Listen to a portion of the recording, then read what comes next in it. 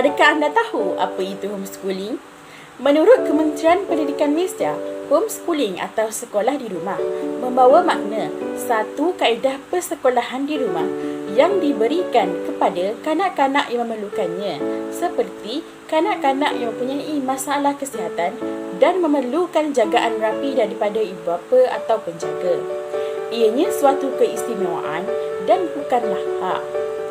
Keutamaan masih diberikan untuk mengikuti sesi persekolahan kerana proses interaksi antara murid dengan rakan-rakannya di sekolah semasa sesi pembelajaran dan pengajaran adalah lebih banyak. Tujuan asal homeschooling adalah untuk membantu murid yang mengalami masalah kesihatan dan memerlukan bimbingan berfokus. Tetapi, ibu bapa yang ingin anaknya mengikuti sesi persekolahan yang lebih berfokus turut melakukan homeschooling ini. Terdapat 3 jenis homeschooling yang diamalkan di Malaysia, iaitu yang pertama, ibu bapa sebagai tenaga pengajar. Ibu bapa menjadi tenaga pengajar sepenuh masa kepada anak-anak mereka. Yang kedua, ibu bapa berkumpulan. Ibu bapa dan anak-anak akan berkumpul di satu tempat dan ibu bapa akan bergilir-gilir mengajar anak-anak mengikut subjek yang mereka mahir. Dan yang terakhir, yang ketiga, iaitu homeschooling school. Anak-anak akan tetap dihantar ke sekolah, tetapi cara pengajaran adalah berbeza daripada sesi persekolahan biasa. Sekarang kita teruskan lagi dengan isu semasa berkaitan dengan homeschooling. Homeschooling terkait rapat dengan pandemik COVID-19 yang berlaku sekarang ini. Kemunculan virus COVID-19 pada akhir tahun 2019 telah mengubah norma kehidupan masyarakat dari setiap segi dan juga aspek. Kemunculan virus ini juga telah merubah keadaan setiap sektor di negara Malaysia, termasuk sektor pendidikan. Seperti semua sedia maklum, Menteri Pendidikan Malaysia Dr. Azli Mohamad Jidin telah menguatkuasakan kaedah pembelajaran di rumah ketika berlakunya Perintah Kawalan Pergerakan ketika Mac 2020. Kaedah pembelajaran di rumah atau lebih dikenali sebagai homeschooling dipilih bagi menggantikan kaedah bersemuka di sekolah. Kaedah ini juga membantu menggalakkan pelajar untuk terus kekal aktif dalam akademik pendidikan. Pada awalnya, kaedah ini sukar dilaksanakan kerana terdapat beberapa halangan seperti halangan kemudahan alat peranti dan juga halangan kemudahan data internet.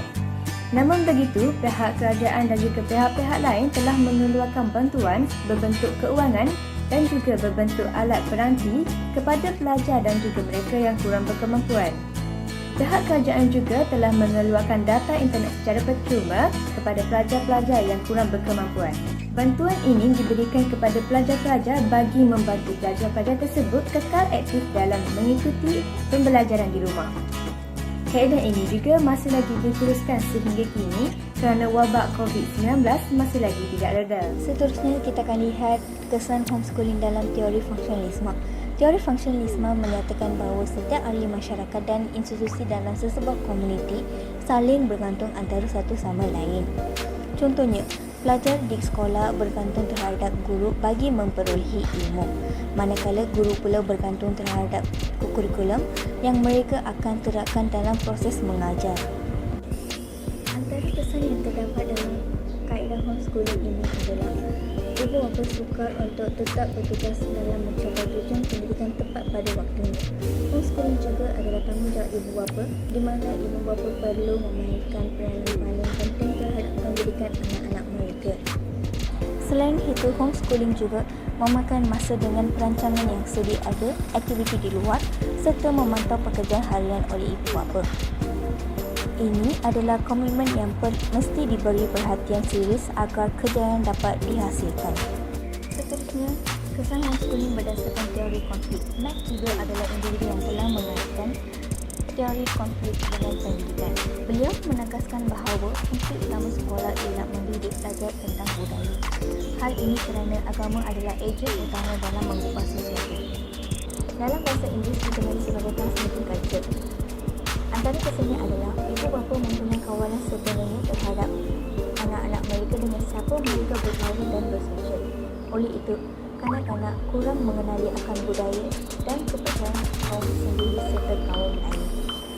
Kekurangan pengetahuan menimbulkan keseimbangan akan kanak-kanak gagal menghargai individu yang berasal dari budaya lain. Oleh itu, anak-anak perlu disosialisasikan supaya dapat mempelajari kehidupan di luar. Okey, seterusnya kita pergi kepada penyelesaian.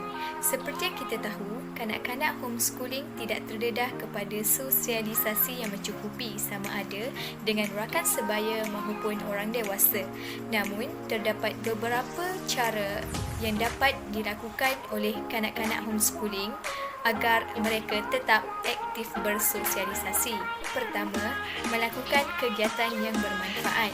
Anak-anak homeschooling boleh mendapat pengalaman bersosialisasi dengan cara berinteraksi secara langsung dengan objek atau lingkungan yang sedang dipelajarinya.